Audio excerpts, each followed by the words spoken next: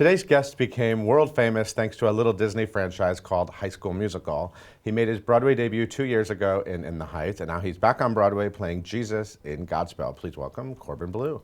How are you? I'm great. How are you? Thanks for coming in. Thank you for having me. Welcome back to Broadway. Good to be back, man. Yeah? Good to be back, yeah. How's it going? How do you feel? So good. So good. Just good to be back in the city. Good to be back among the Broadway community again. It's really is just a beautiful community. Are you feeling the Jesus love? Are you walking around the streets sort of like soaking in Jesus? Oh man, no. It's funny actually. Right before I came here, I walked through Times Square, and I saw the poster, the Godspell poster of me up there, and I didn't even realize that they'd put that up there. I thought it was still the original. The No, they're the happy image, about the image. fact that you're in it. Well, it was great. I walked and I was like, oh wow, that's so cool. So yeah, I guess I am feeling the love. Are you numb to that, to seeing your face like in Times Square like that? You know what? That is my third time that my mug has been up in Times Square, and it doesn't get old. It doesn't get old. First time was actually a giant High School Musical poster, and then of course last time within the Heights, and then this time, and yeah, it's humbling. It's humbling and yet exciting, and people stare at my face when they're walking through Times Square from all walks of life, from people, to travelers all over the world to the crazy guy talking to himself, to the naked cowgirl and cowboy. It's like it's really incredible, man. And you're only 23 years old, right? 23. It's amazing. You seem older because you're very like poised and pulled together. Thank you. This business ages you. I've been doing it since I was 2. Right. I started when I was 2. Also, the thing I always feel like it came with the chaos of High School Musical, everything that went down with that, because it became such a huge phenomenon. Well, first of all, when it comes to dealing with the banter back and forth and the fame with and the chaos with fans, there's no handbook to that. But you learn over time that the best way to deal with it is if you stay calm, they stay calm. And the second you start to go, no, I gotta go, is when they start to go, no, stay. Right, and that's when it starts to turn into a crazy riot. And it's just kind of become my demeanor, just to be very, play it cool. Just play it cool. It's all good. We're fine. I'll sign whatever you want. We're all good. Just don't yank on me. We're all fine. I saw you in Godspell. I saw your final rehearsal. There's a lot of words in that show. There are a lot of words, a lot of old school verse, biblical text. And the crazy part about the show is you have all these parables. Yeah. And I say the entire parables. I'm the one forefronting them, and then all of a sudden we go into a new parable, and there's no segue. Usually when you memorize a script or even a scene, it's like, okay, this has this sort of ebb and flow, or you react off of this because this person said this. But there are so many moments in the show that I just start something new that it really doesn't come from anywhere. Right. So that was really a tough part. How do you learn? How do you learn your lines? What's your process? Just I didn't actually start truly memorizing dialogue until my plane ride over here. And literally how I do that is I just page by page. 6 hours on the plane, and we'd finally landed, and the woman that was sitting next to me, she goes, "Good luck with whatever you're doing." She goes, "Are you doing a script?" I was like, "You must be working on something." I was like, "Yeah, I'm getting ready to go do Godspell, play Jesus on Broadway." She's like, "Oh, so cool! I got to come see you." So, any major f-ups? Are you doing okay? Major? It's been nothing major. I definitely have had. I mean, I've had 1 week in the show thus far, and I've definitely had things here and there. Trying to think. See, I think you're a pro. I think you're pretty slick. I think when you get there, I feel like you got your stuff together. Thanks, man. I try to, but with this show, because there is so much dialogue. What was it? I say something that then the father said to the second son, and then Wallace says something, and I said the son, and then another time I said the boy, and for some reason I crossed the two and I said the bun, son, and I just kept going with that. But it was, you get those moments, just it's like you get a little twitch and you're like, what's going on? Right. This show a lot of it relies on the chemistry of the cast. I mean, it was created by a bunch of hippies who were probably all stoned and having sex with each other. Completely. And now it's a show, and you're entering a cast of people, and Hunter Parrish was playing Jesus, and Yes. he just left. So you're entering a company that's very tight. Is that intimidating? It is. It is intimidating, but luckily when first day of showing up, first day of rehearsal, they all just came up and introduced themselves, and they were, it's just as frightening for them as it is for me. Right. Because they don't know me. They don't know, if I'm gonna go in and I'm gonna be an ass, or I'm gonna, And so it was literally just one of those things. We met, everything worked out great, just smooth transition, and they're so welcoming and so easygoing, and just. I think the more intimidation comes from the fact that they're just so ridiculously talented. It is such Very talented group of incredibly people. talented cast. Yeah. And it just makes me want to up my game even more. It's great. Any High School Musical freaks? I feel like Lindsay, you might want to try for Lindsay Mendez. I feel like she might be a High School Musical freak. No, you know what? It's funny. They are actually enjoying the real High School Musical freaks that come to the show. Yeah. Because they actually they've been telling me they haven't had that yet. They have these crazy screaming teenage girls in the middle of the show. It's a biblical story, and like it's like it's a rock show. It's Right. so funny. You're like, yeah, they follow me around. Well, it's funny. They're These are like, my is that people." normal? I'm like, yeah, that's my life. My favorite moment was there's a new joke that George Salazar put in that he says, "Get your head in the game" in the middle of the show, and everybody starts laughing, including the people on stage, except for Celise. Who's never seen the movie, didn't understand the reference, and was just looking around very confused. She's still trying to figure out who you are. Right, exactly. It was great. She was totally messing with me for the whole first week. She kept calling me every variation. She'd call me Lorbin. She'd call me just, you're Corbin, what is it? Corey, who are you? She's It was messing great. with you. She's totally messing with me for a long time. It's great. I love that kind of stuff, though. I remember when they announced you for In the Heights, there were a lot of skeptics, Yes. and maybe even including myself. And then I saw you in the show, and it was like, wow. Thank you. You really sort of won everyone over. Thank you. Is it kind of scary to not get to come do the Broadway thing just as a random guy and a random actor? I mean, when you walk onto a Broadway stage, and immediately it's like, you have to be awesome. You do. Or is that a good energy? I mean, is that a nice challenge? It's a challenge. At the same time, I'm not trying. When I walk out, for some reason, when I walk out on that stage, I'm not trying to prove anything to anybody except for myself. When I walk out there, I'm the most disappointed person if a show doesn't go well. Even when people are like, oh, that was awesome. If it was a great show, I'm like, such and such was okay. So I'm a major perfectionist when it comes to that, and I even prior to rehearsals, I think that was even one thing when I walked into In the Heights initially. I understandably so. People only know what's in front of them, and I've been doing this since I was 2 years old. But what most people know is High School Musical, and even walking into In the Heights, I know a lot of the cast members have kind of felt that same thing. Like, I was this Disney kid. So you even felt that energy from the cast, kind of like. I had heard stories later. I slightly felt it from the cast, but of course everybody was very nice when I first showed up. And for me, like I said, it's the same thing. I just show up, I do my work, I'm doing my thing. Right. If you like me, cool. If you don't, F you. Right. It's like, no, seriously, and that's also why I love New York, because even New York is that vibe. It's like, just do your thing, just do your business, get it done. Yeah. And it's I understand the whole networking side of the business. I understand all of that, but at the end of the day, if you do your job, all should be okay. Yeah. But I did hear stories later on, from the cast as we got really close, that they would be like, by the way, was so not happy when they told us, and then they say and they say, but it's amazing to have it just be a total 180 now.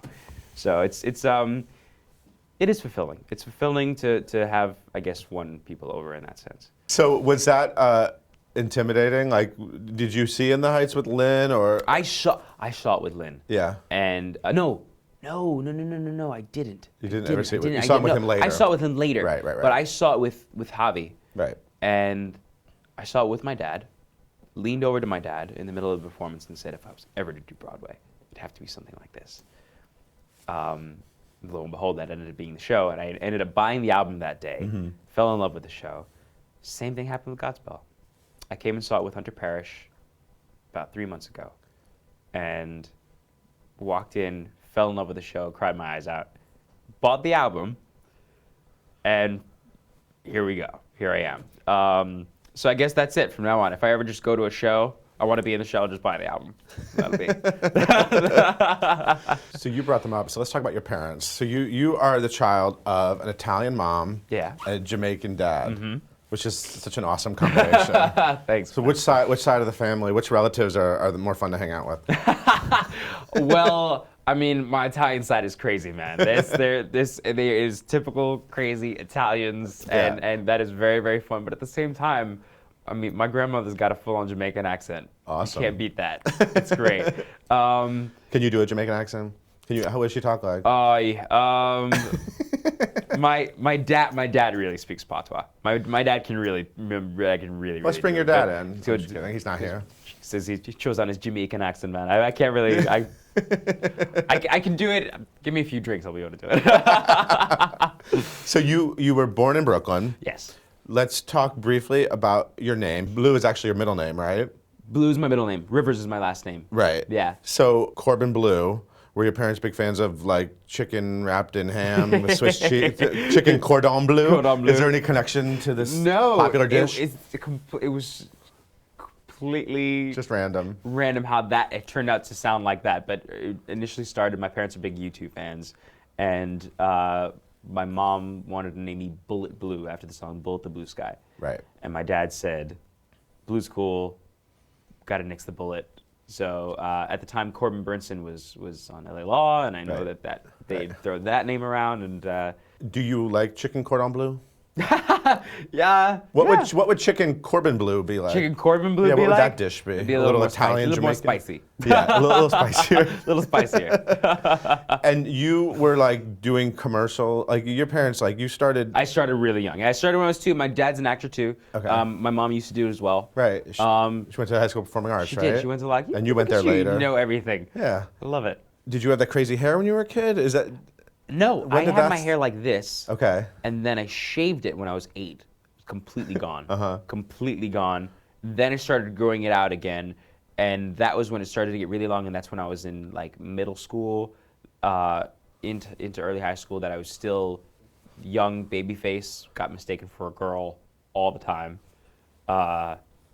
Then puberty set in, and then finally it was like, okay. Do you think it'll ever be back at any point in your life? I like how it looks now. I like this now. Okay. So much easier to maintain. So much People always bring it up to So you. much quicker in the morning, all the time. I mean, all it's the like- time. But you know, I understandably so, and I think if it ever came about that like a project that that called for it, that kind of a thing, it was a big project that I wanted to prepare for, and that called for longer hair. Totally. Right. But right now, I prefer the shorter hair, and I even feel like I have slightly more anonymity in the streets when I yeah, walk around. right. That hair, you could see it from a mile away. So you were doing commercials and film and TV, right? I mean, you were doing a lot as a kid. So you must like see photos or video. Like you don't remember even these things. You want right? to know something? I don't remember all of it. Yeah. But what's really cool is you have pictures of you when you're Yeah. a kid, and You have a full I documentation of have your a life. full professional documentation of my life. It's not even like home videos. I have full professional insane. documentation of my life. It's really crazy. And what was your first Broadway show you ever saw? Phantom. Okay. I was 5. Uh-huh. And do you remember going? And I remember the chandelier, of course. I remember when the Phantom runs and drops into the trapdoor and then comes running back down the stairs again. Right. And just remember, I mean, it was magic. And I fell in love with the theater and always wanted to be a part of it. Worked off Broadway when I was 6 right. in this project called Tiny Tim's Dead. Right. It's a really depressing Right. show. But I loved it. I loved being on stage and even back then, I would always forget that the audience was there and, Yeah. and just enjoy, I know you said you loved the In the Heights album and the Godspell album. Did you have any like cast album jump offs when you were a kid that you would listen to? Oh man, Footloose. And you did Footloose. I did Footloose in high school. You were also in Grease. Yes, I did Grease, in high played school, Sonny. right? Yeah. The Wild Party was always one of my favorites. Which version? The Lipa version. Okay. Yeah. Okay. Yeah. The one Life that of the was- Party. The Life of the and- Party, yeah. The one with the Dina and Tay Diggs. Okay, And, cool. yeah. Brian Darcy James.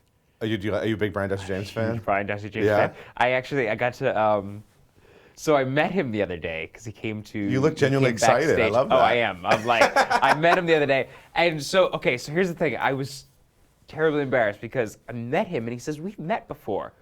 And I was like, I swear I would have remembered that. I would have remembered that. He goes, no. He says, I can't believe you remembered. He said, no, it was when you were here for Heights, it was during the softball season. And it must have been one of those things like I was put in, hi, nice to meet you. I just got introduced to a whole bunch of people. And you didn't even And I just process met it. him as Brian. I didn't even process it. You screwed up your big chance Like, the first time. I could not even, Your I was idol. like, are you serious? He was on the backstage list. Nick was bringing him backstage, Nick Blaymar, and I saw this. I was like, "This is Brian Darcy James is coming here." I'm obsessed. No, like I'm obsessed.